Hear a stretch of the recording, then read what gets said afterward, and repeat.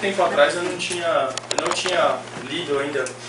E é interessante que tem um conteúdo muito grande, né, da doutrina espírita que fica dentro dessas revistas. As revistas são consideradas parte da codificação de Kardec. E, eu vou contar um pouquinho primeiro da história de como que, de onde que surgiu a revista, quando que surgiu e tudo mais. E aí depois disso eu vou falar um pouquinho sobre a primeira revista de Kardec, né, que foi a edição de janeiro de 1858. Então, por que, antes da gente falar da revista, por que a revista foi lançada, né?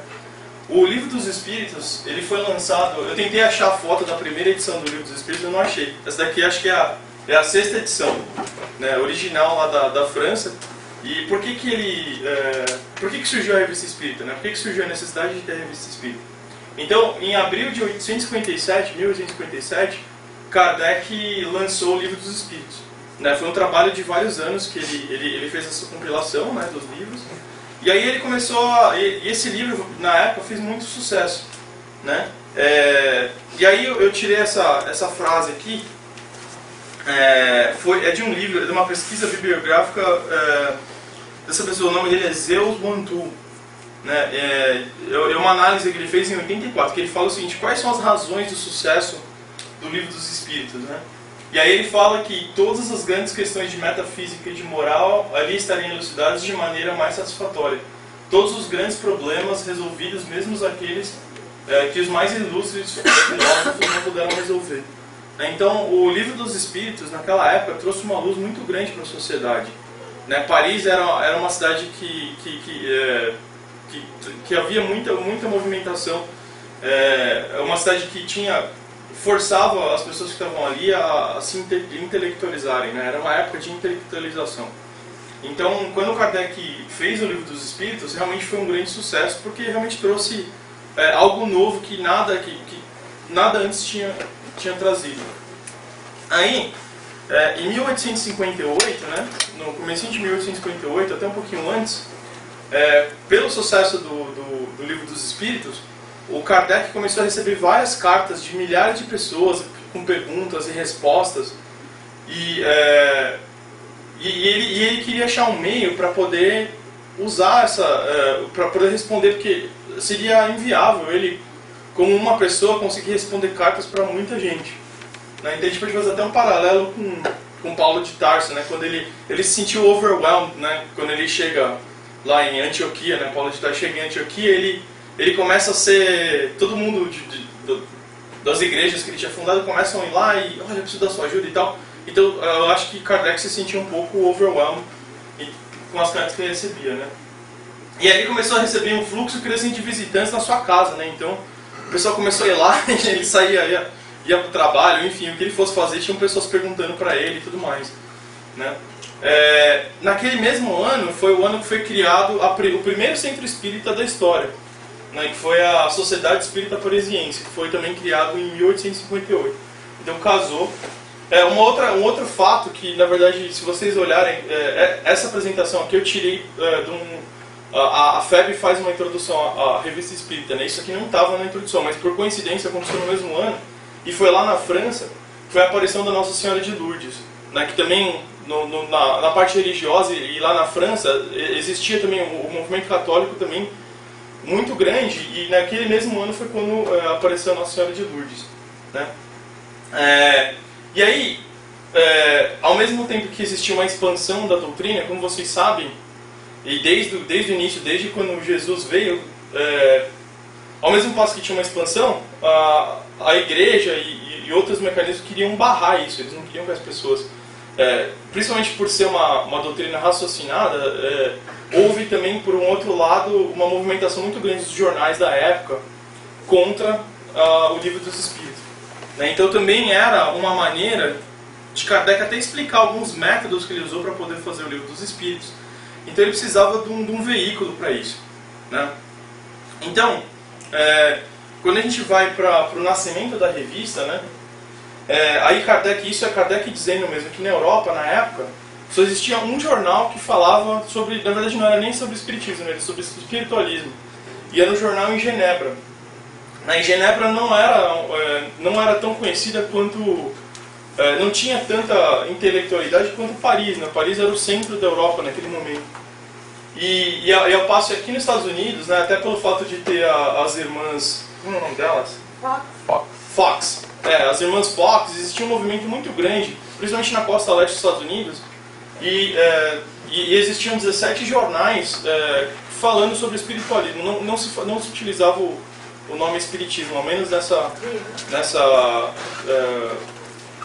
nesse documento que eu li da FEB não falava nada disso, né? E aí Kardec se deu em conta, isso aqui são palavras dele mesmo, a imperiosa necessidade de criar uma folha que pudesse trazer e explicar um pouquinho desses fenômenos que estavam sendo observados tanto lá na França quanto na Europa e o porquê desses fenômenos, porque o que acontecia muito, esses fenômenos eram vistos de um ponto de vista curioso, né? As pessoas faziam experiências até de uma maneira um pouco frívola, né? Não era uma coisa feita com critério, ou as pessoas não entendiam o porquê das coisas. Elas só viam as consequências, mas elas não entendiam as causas, né? Então ele queria criar um periódico, no caso, para poder address, né, esses fenômenos todos que aconteciam na época. Então, aí foi criada a revista, né? A revista, ela circulou de janeiro de 1858 até abril de 1869. Só que a edição de abril de 1869 já era após a morte do Kardec. Kardec morre, se não me engano, em março de 69, né? Então foi feita a última edição, ele já tinha deixado preparado provavelmente, e aí foi divulgado depois, né? Um outro ponto, a revista não era um veículo de um canal único, né? Então ele abriu um espaço para que as pessoas na época pudessem fazer réplicas e tréplicas das coisas que ele publicava, né? Então ele publicava artigos e tudo mais, e aí é até interessante que até na primeira revista tem alguns, se vocês lerem, tem algumas cartas de algumas pessoas. Na primeira revista ele basicamente só agradecendo Kardec pelo livro dos Espíritos e tudo mais.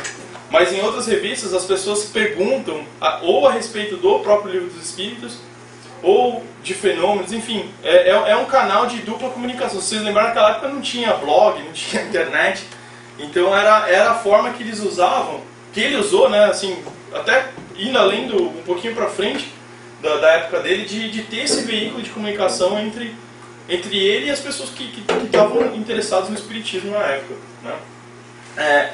Um outro detalhe que eu achei bem interessante, se vocês lerem o Livro dos Espíritos, é um livro difícil de ler, é um livro, até no nosso caso, o português, ele usa um português bem rebuscado, é um livro com uma linguagem mais sofisticada, né? A Revista dos Espíritos já é uma linguagem bem mais leve, bem mais fácil de ler, né? Até descontraída, assim, uma leitura bem mais agradável, bem fácil de ler, né? Então eu acho que ele quis fazer isso, porque quando ele fez o Livro dos Espíritos, o intuito dele era, de uma forma, atingir um público grande, mas esse público mais simples, às vezes, acabava não conseguindo captar a mensagem, né? Então ele optou por usar uma linguagem mais simples para poder na revista, né? Então ela era impressa em papel jornal, tinha 32 páginas, e aí no fim do ano ele fazia uma compilação, ele fazia um caderno maior, né, com uma capa dura, com a compilação de todas as revistas do ano, né? Então ele fez isso. E eu acho que foi em 2002 que começou o trabalho, e em 2008 eles concluíram. Lá na FEB, no Brasil, eles fizeram a tradução completa de todas as revistas espíritas, né? Então depois, no fim, eu vou mostrar para vocês aonde baixar essas revistas espíritas, né, no site da FEB. Eu pus até o link, mas depois eu posso mandar no WhatsApp, ou enfim, vocês vão... eu vou passar para vocês. Aí um outro ponto, né? Kardec, ele era um... Vamos dizer assim, ele era um educador, ele era um cientista. Então tudo que ele fazia com um método, né? Ele tinha um método para fazer as coisas. E a revista não ia ser diferente, né? Então ele desde o início, ele já estabeleceu na primeira revista, ele já fala quais seriam as diretrizes que ele ia utilizar para poder escrever esse material, né? Quais seriam qual que seria o formato da revista, como que funcionaria e tudo mais. Então, ele comenta aqui: acolheremos todas as observações que nos forem dirigidas e tentaremos, tanto quanto nos permita, o estado dos conhecimentos adquiridos dirimir as dúvidas e esclarecer os pontos ainda obscuros. Nossa revista será, assim, uma tribuna livre, em que a discussão jamais se afastará das normas da mais estrita conveniência, né? Ou seja, ele não queria também criar ali um canal de polêmica, né? Ele ia adressar aquilo de uma maneira mais tranquila possível, né? E um outro ponto também que é muito interessante, e você vê isso, né, nas revistas, é essa progressão, porque Kardec ainda estava aprendendo, né? Ainda era o início do Espiritismo, então ele ainda estava aprendendo, ele estava aprendendo o que ele podia falar, o que ele não podia falar. Então essa foi uma análise que eu vi numa palestra, né, que no início ele ainda colocava alguns nomes de alguns espíritos que vinham, né, às vezes até de espíritos ilustres que vinham no início das revistas, ele falava quem eram esses nomes, né?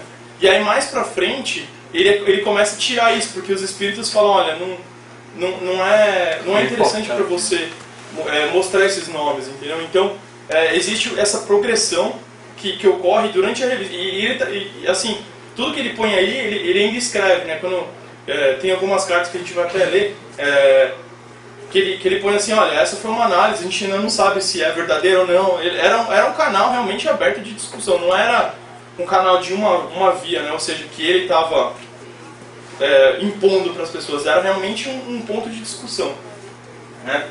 Então, enfim, esse foi as diretrizes da revista, né? Eu acho que eu estou indo bem rápido aqui, a gente vai acabar mais rápido já a palestra.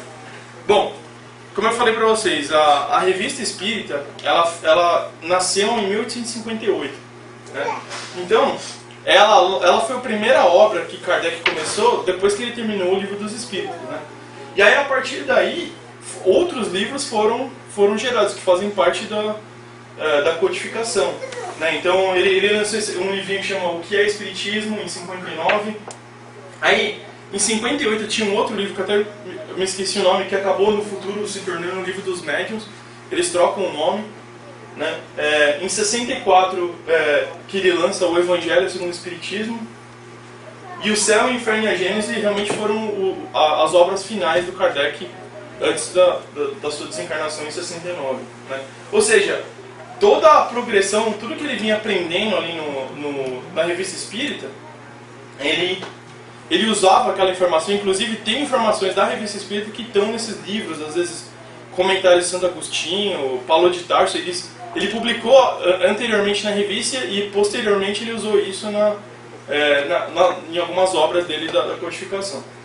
Cláudio, em algumas palestras que eu assisti, eles falando sobre a codificação, eles falam que para quem não é espírita, se você vai dar um livro espírita, o livro mais recomendado para começar a estudar a doutrina espírita começa pelo que é o Espiritismo.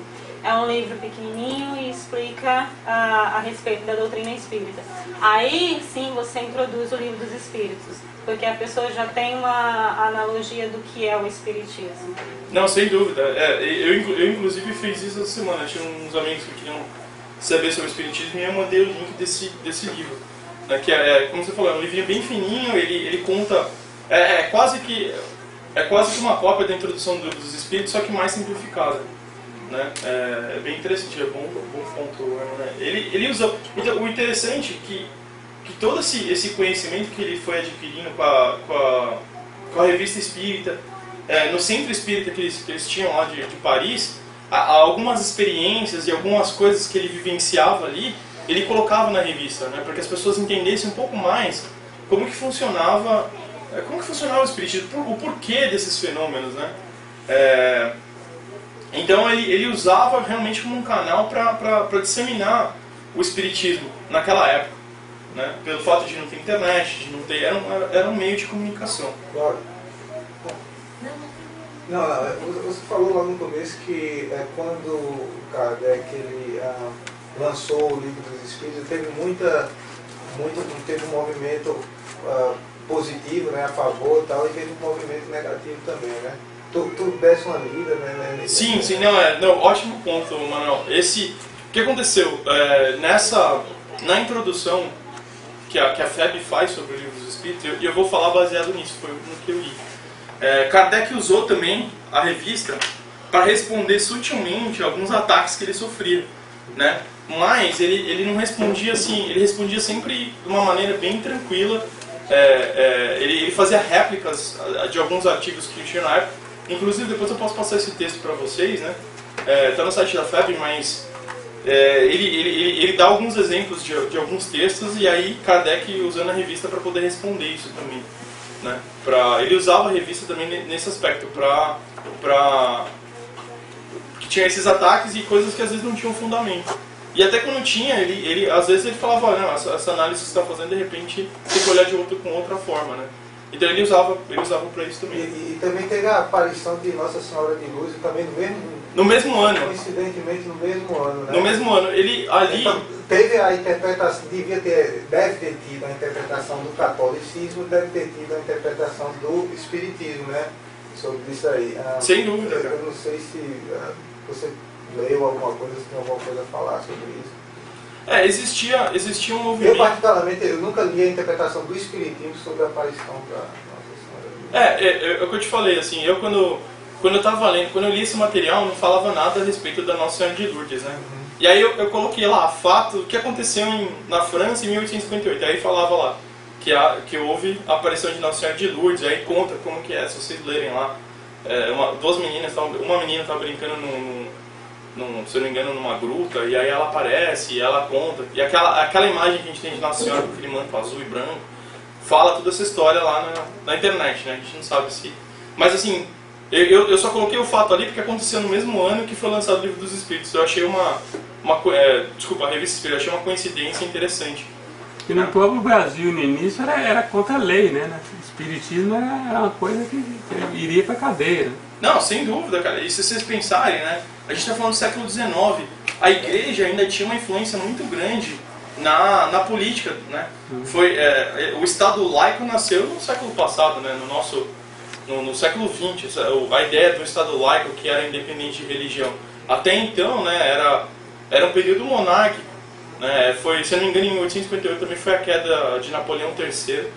Né? Então existia ainda aquele lado de monarquia, era um período de transição muito grande, tanto intelectual, religiosa, e obviamente a Igreja Católica, na época, que era a igreja que dominava, eles não queriam novas ideias, eles queriam manter a hegemonia que existia. Então eles usavam, e se vocês pensarem, até hoje, né, as igrejas, ainda mais quando você tem uma relação de política com religião, né, você tem controle eles tinham controle sobre a mídia, eles tinham, enfim, então eles queriam, né, diminuir eles queriam cessar essa nova ideia que estava nascendo, né? Não foi só naquela época, acho que você pegar todos os médios, igual Eurico de Barçanufo, quantas vezes ele não foi criticado pela igreja e foi parar até na justiça. No livro que conta a história de Eurico de Barçanufo, conta essa parte da história da igreja que perseguia, né, os trabalhos dele. O Chico também, quantas vezes, né? Tem um outro também, Dr. Bezerra de Menezes, quando começou naquela época, o espiritismo não era muito aceito, né, a ideia do espiritismo, que eles faziam, a ideia do espiritismo era como, não sei se eu posso falar assim, era contraditória com o que eles acreditavam. Exato. E é interessante que essa história se repete, né? Ela é cíclica, né? Então, quando Jesus veio, existia uma força contra Jesus, né? Quando o Espiritismo veio, não seria diferente. Até hoje, né, ainda existe muito preconceito, muita gente que não entende quem são espíritas, eles confundem as coisas. Então, mas assim, aí é cada análise de cada um, né? É ignorância, né? Porque se a pessoa for buscar o conhecimento, vai entender o que o espiritismo, né, prega, né? Eu acho interessante quando você lê o Livro dos Espíritos, que chega um dado momento que até o próprio Kardec fala assim, bom, se você leu até aqui, significa que essa ideia está ressonando dentro de você, né? Então, eu lembro dessa passagem no Livro dos Espíritos. Bom, só uma coisinha rapidinho. É que, eu não sei se você vai falar mais pra frente da dificuldade que o Kardec achou, porque isso tem a ver com a pergunta do Manuel, das pessoas que iam contra, da dificuldade que Kardec achou de achar alguém que quisesse publicar a revista. Não, nossa, é bom ponto também. Não, tipo, tem um outro fato que é mencionado, né? Porque Kardec realmente queria ter um sponsor naquela época, porque vocês imaginam, publicar até hoje é muito dinheiro que você precisa para você poder publicar qualquer coisa, né? Hoje talvez seja um pouco mais fácil, mas poxa, a gente está falando de 1858, né? Então ele tenta arranjar vários patrocinadores para a revista e ele não consegue nada, então ele fala assim, não, eu vou patrocinar isso, e aí ele escreve, até tem uma passagem que ele fala assim, eu fiquei muito feliz porque o sucesso da revista foi tão grande que eu não me arrependo nem um pouco de ter investido, né, nesse projeto. Você sabe se depois ele conseguiu algum patrocinador ou não? Olha, amor, até onde eu li não dizia nada. Até aquele momento não dizia nada. Era realmente... Só dele. Ele... Mas eu acho que era uma coisa que auto se pagava, né? Então... Ele usou todos os bens dele investindo na doutrina, né? Porque teve uma época da vida dele, que eu já ouvi falar, ele passou por grandes dificuldades financeiras, né?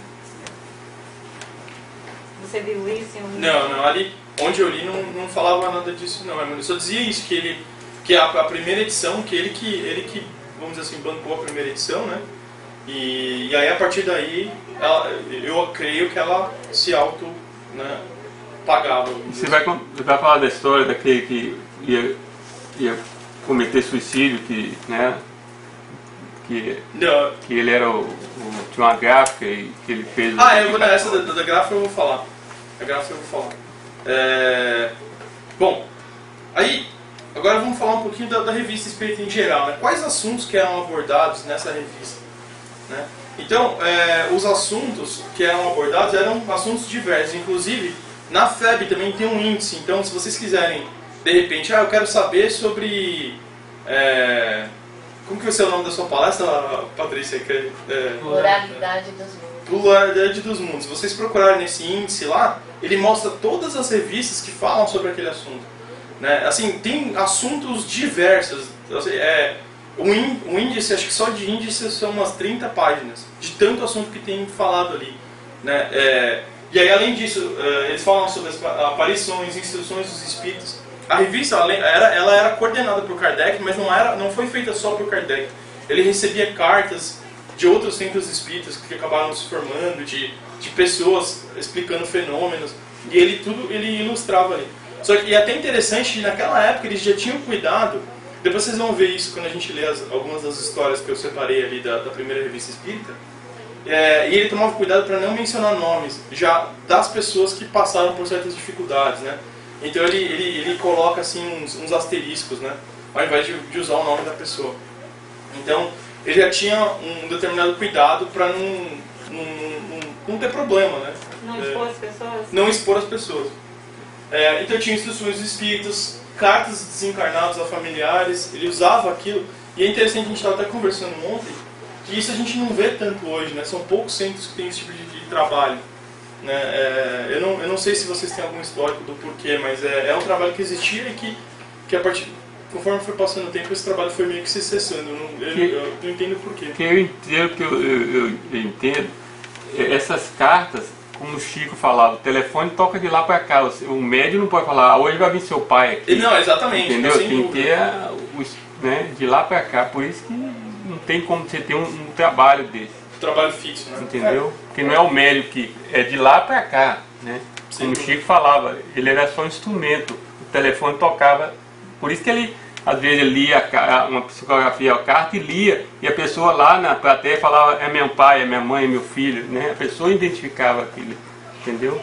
Cláudio, mas eu acho que em algumas partes do Brasil ainda permanece esse negócio das cartas, alguns centros. Alguns centros, algumas pessoas já ouviram falar. A gente tem uma pessoa que faleceu assim, próximo daqui, e aí eu conheço de 2 pessoas já que receberam cartas, né, de pessoas que... Mas são poucos centros que oferecem, vamos dizer assim, que oferecem serviço. Né? Mas não é uma coisa garantizada, não, né? Não, a pessoa vai lá, talvez venha, talvez não venha, né? Tem que deixar claro isso, mas senão ficar, né?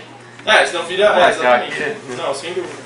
E aí ele falava, além das cartas, tinham fenômenos de gênero espírita, ele explicava o porquê das coisas, falava muito sobre magnetismo, falava sobre eletricidade, ciência. Ele abordou, assim, se vocês procurarem por ciência nesse índice, tem umas 3 páginas falando só sobre ciência, força eletromotriz, eu lembro umas palavras-chave que eu vi lá, magnetismo, ele falava muito sobre isso. Arte, diferentes aspectos das religiões, né? Ele recebia depoimentos de sábios, músicos, cientistas desencarnados, né? A gente vai até falar de um deles que foi o que... É nessa revista aí que o Mozart fala, né? Não é nessa. Na outra, né? Eu vou comentar a respeito do Mozart.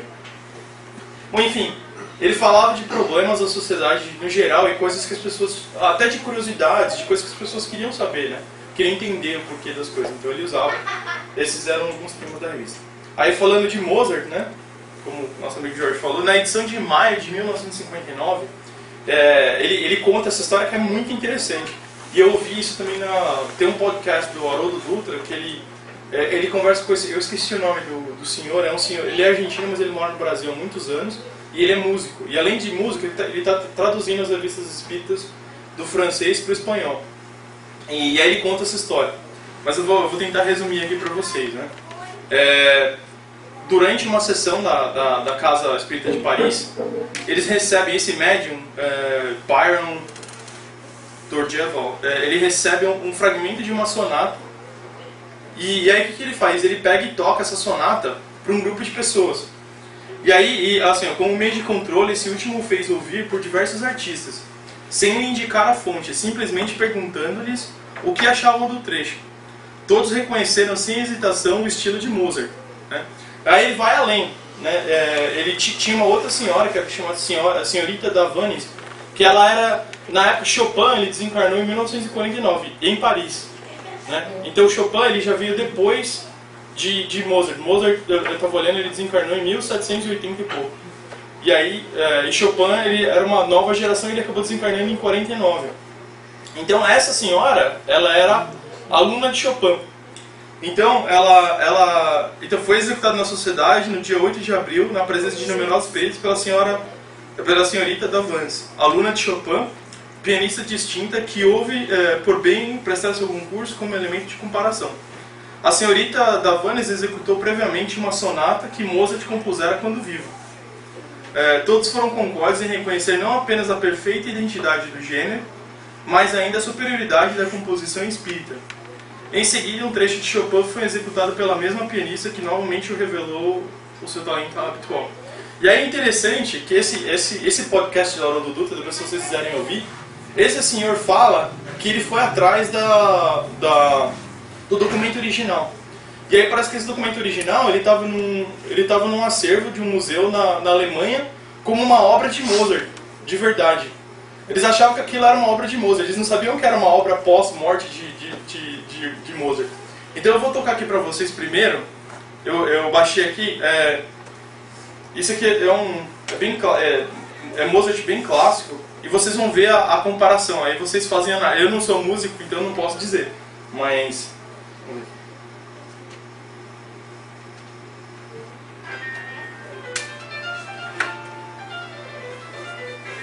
Isso aqui é Mozart, uma composição de Mozart quando vivo.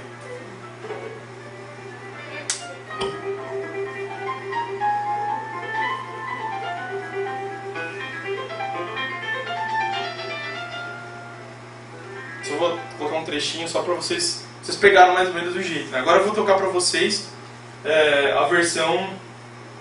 essa versão que...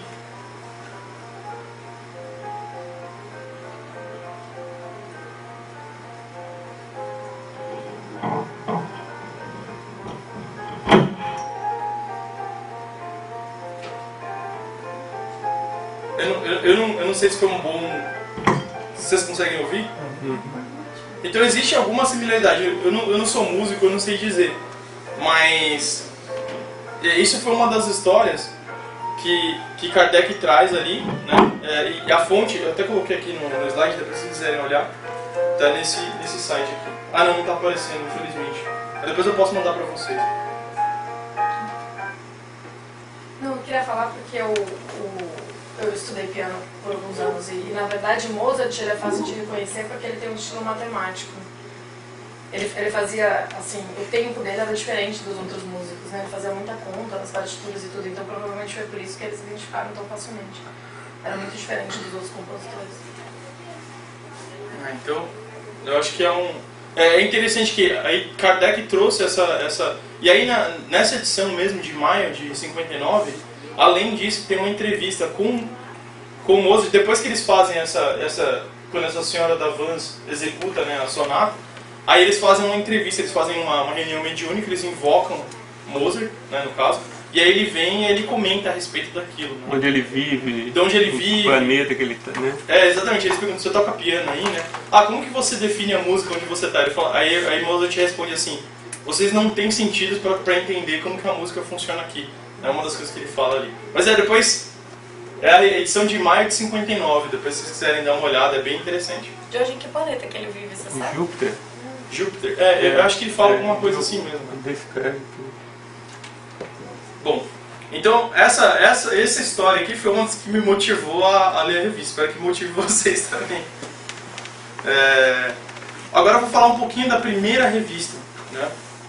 E aí ele conta algumas histórias, né, da primeira. Eu vou trazer só algumas delas.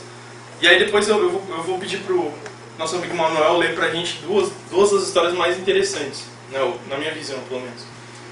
Então ele explica, né, ele conta a história dessa mãe, de uma empregada doméstica. Então eles dizem que tem uma família muito bondosa e essa família acolhe na casa deles uma senhorita que estava meio perdida e aí a acolhe e ela começa a trabalhar na casa como empregada doméstica. Aí uma noite o casal está dormindo e ela está em prantos, ela vai lá e acorda a esposa, né, e fala, eu acabei de ter uma visão, da minha mãe falecendo, né. Passados acho que 2 dias, tudo aquilo que ela viu acontece, né? Então, Kardec conta essa história toda e aí ele explica, ele usa isso para explicar essas visões sonambúlicas, né? Então ele explica que essas visões que a gente tem à noite, ele explica os porquês, né? Quais são os motivos que as pessoas têm esse tipo de visão, né?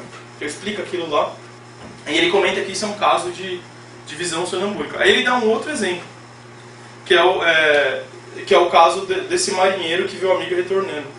Então é um marinheiro que durante o dia ele está trabalhando, de repente ele sai de onde ele está, ele vai para esse lugar, Tulheria, e aí ele vê um navio aportando, não, e era um lugar longe de onde ele estava, ele vê um navio aportando e ele vê que um amigo dele retorna, né?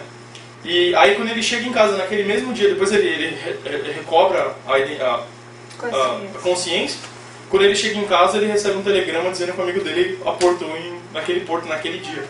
Né? Então ele explica, ele usa essa história também para explicar um pouquinho a respeito da dupla visão, né? Do efeito da dupla visão.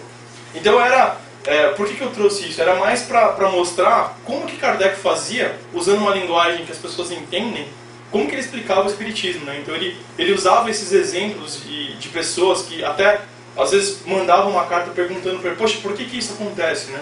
E ele usava aquele exemplo para poder explicar os porquês, né? Dentro da visão espírita, dentro daquilo que ele tinha estudado e aprendido.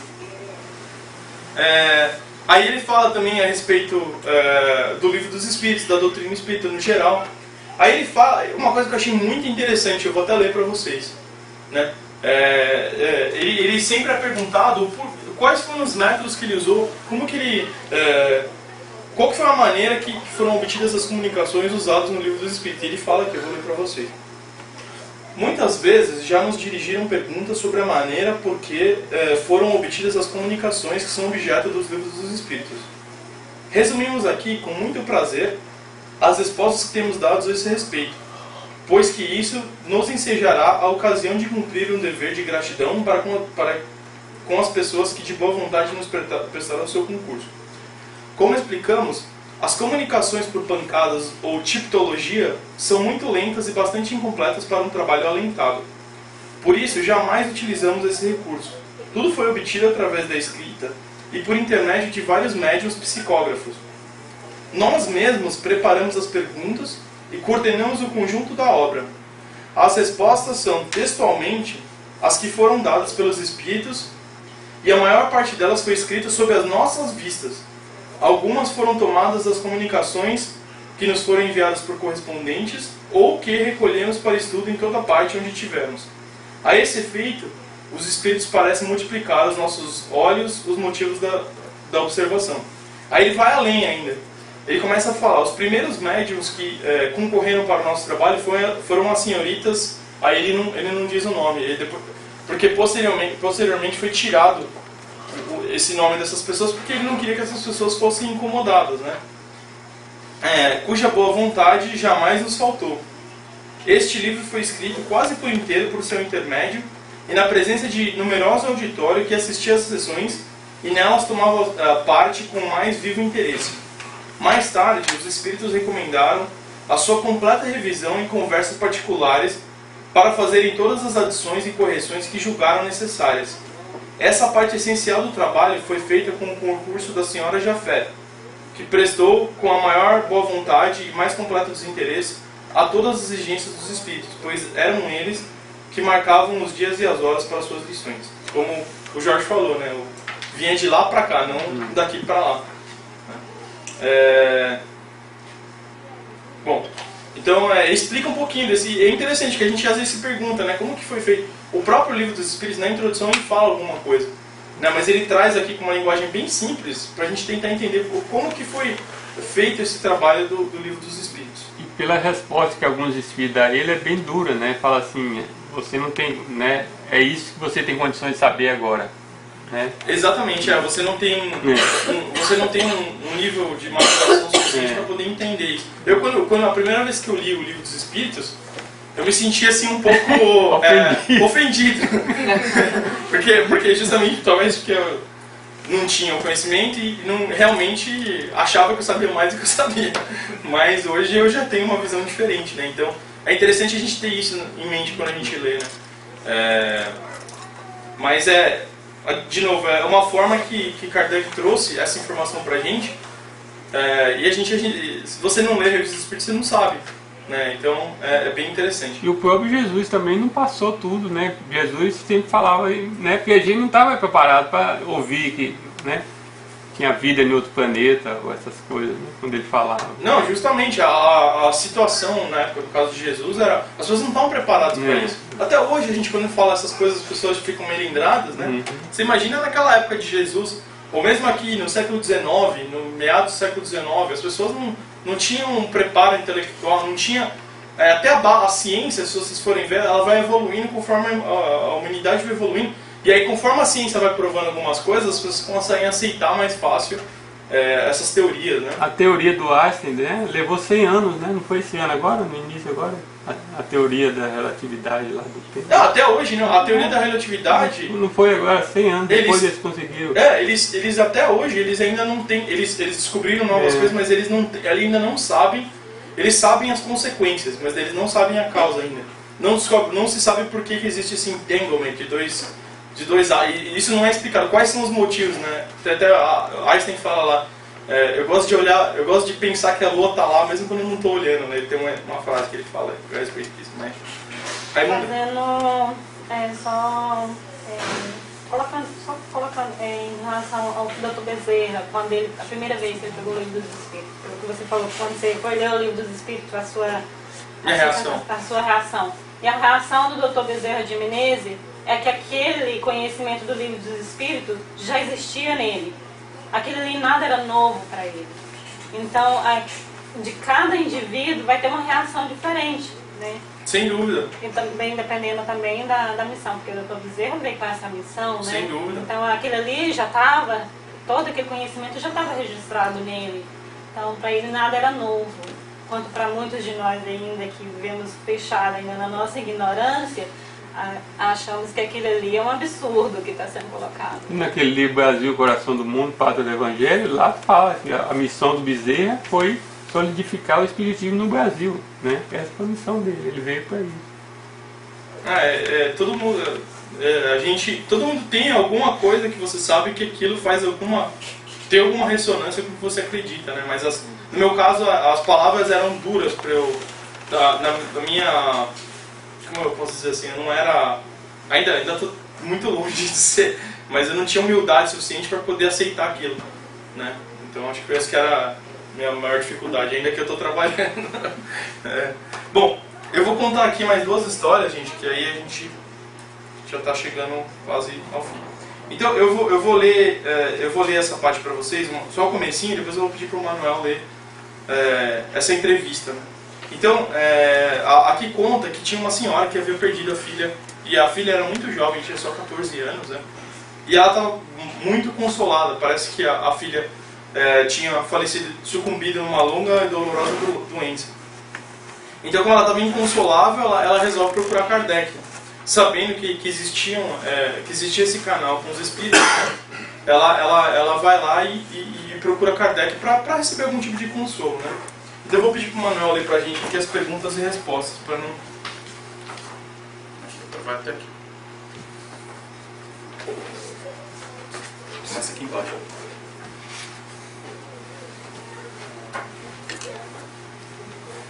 Seu óculos, né?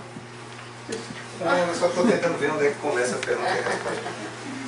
Então, falando sobre essa mãe, né, que perdeu a filha. Isso. Então, a mãe pergunta: em nome de Deus Todo-Poderoso, Espírito Júlia, minha filha querida, peço-te que venhas, se Deus o permitir. E a Júlia disse: mãe, estou aqui. A mãe: és tu mesma, minha filha, que me respondes? Como posso saber que és tu? Júlia: Lili. Era um pequeno apelido familiar dado à jovem em sua infância. Não era conhecido nem da médium, nem de mim. Isso é o Kardec falando, né?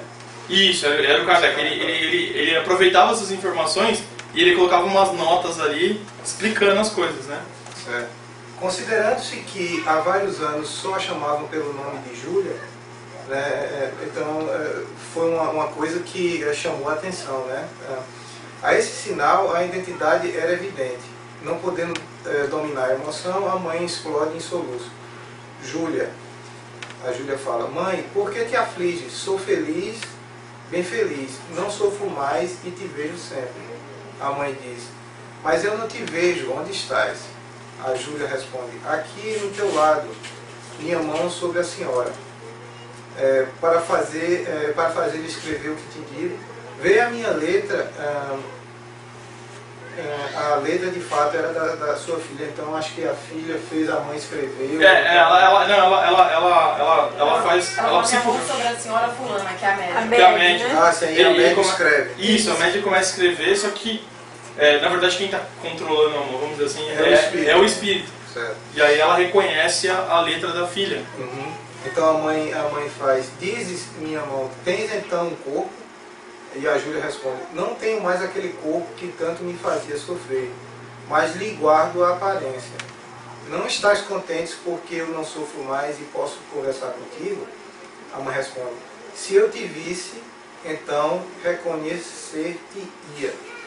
A Júlia diz: sim, sem dúvida, e já me viste muitas vezes em teus sonhos. Então, ele traz essa... De novo, ele usa essa história porque ele não só está explicando, é uma prova da imortalidade da alma, mas ele está usando isso para mostrar para as pessoas o porquê das coisas, né? Então ele vai explicar agora. A mãe: de fato, já te revi em meus sonhos, mas pensei que fosse efeito da imaginação, uma lembrança. A Júlia responde: não, sou eu mesma que estou sempre contigo e procuro consolar-te. Fui eu que te inspirei a ideia de evocar-me. Tenho muitas coisas a dizer. Desconfia do Senhor, ele não é sincero. Ela fala o seguinte: ela pega e diz assim, olha, ela avisa a mãe: olha, tem um senhor que eles não põem o nome, desconfia dele. Ela só fala isso. Aí... tá tudo bem. Aí está aqui para esse senhor, conhecido apenas da mãe e citado assim espontaneamente, era uma nova prova da identidade do espírito que se manifestava. Aí a mãe responde: que pode, pois, fazer contra mim esse senhor, né? E a Júlia responde: não te posso dizer, isto me é proibido, apenas te advirto para desconfiares dele. A mãe: estás entre os anjos? E a Júlia responde: ainda não, não sou bastante perfeito. A mãe: entretanto, eu não via nenhum defeito em ti. Tu eras boa, doce, amável e benevolente para com os outros. Isso não basta? Júlia responde: para ti, mãe querida, eu não tinha defeito nenhum. E eu o acreditava, pois você tinha me dito muitas vezes isso. Mas agora vejo o que me falta para ser perfeita. E a mãe fala, como adquirirás as qualidades que te faltam? E a Júlia responde, em novas existências, que serão cada vez mais felizes. A mãe pergunta, é na Terra que terás essas novas existências? A Júlia responde, nada sei quanto a isso. A mãe pergunta, considerando que não havias feito mal durante tua vida, por que sofresses tanto? E a Júlia responde, prova, é a prova. Eu a suportei com paciência, por minha confiança em Deus. Sou muito feliz hoje, por isso. Até breve, mãe querida. Em presença de semelhantes fatos, quem ousaria falar do vazio do túmulo, quando a vida futura se nos revela assim tão palpável?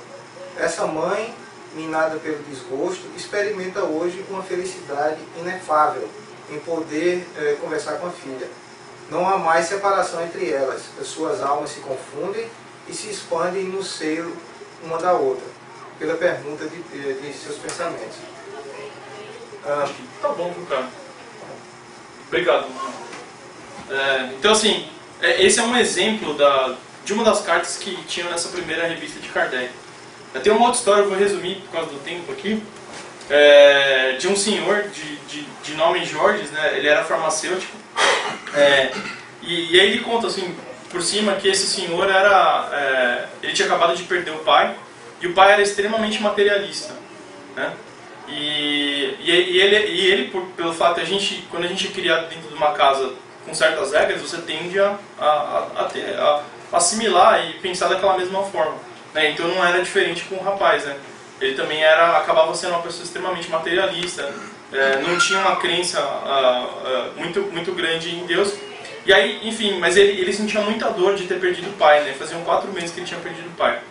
Então ele lê o Livro dos Espíritos e ele resolve procurar Kardec para ver se ele consegue aliviar um pouco aquela dor, né? Então, assim, só resumindo a história, ele estabelece também um diálogo com o pai, né? O pai fala que ele pergunta para o pai já estava numa situação muito menos materialista, né? E aí ele pergunta, quanto tempo que durou o seu sofrimento? Ele falou assim, no meu tempo durou 10 minutos, no tempo de vocês foram 10 anos. Aí ele fala, não, mas faz só 4 meses que você desencarnou, né? Mas ele fala, não, mas é essa sensação que a gente tem, o tempo aqui passa muito mais rápido. Enfim, ele conta toda a história, um diálogo entre os dois, o filho se emociona, e aí o filho acaba também se convertendo ao espiritismo. Ele começa a acreditar, ele começa a trabalhar nele mesmo. E Kardec descreve essa história, né, na revista, nessa primeira revista, né? Então, só para a gente continuar aqui é meio que... Qual que é o legado dessas revistas espíritas, né? Então ele trouxe detalhes imagináveis do além-túmulo, né? Então, no nosso caso aqui, a gente tem André Luiz, tem Emmanuel, tem um monte de outros livros e detalhes para a gente poder entender como que funciona o plano superior. Mas lá naquela época, esse aqui era o único canal que eles tinham para entender um pouco melhor isso. Ou era a Revista Espírita ou era o Livro dos Espíritos, mas ele trazia com muito detalhe, né? No caso de Mozart, como o Jorge falou, ele perguntava onde você vive, como que é, e tinham várias, pelo que eu entendi, são várias revistas abordando esse tipo de assunto também, né? Ele trouxe em detalhes esses métodos que Kardec usava para a codificação, né? Quais eram os médiuns, qual que era a metodologia que ele tinha para fazer as perguntas e tudo mais.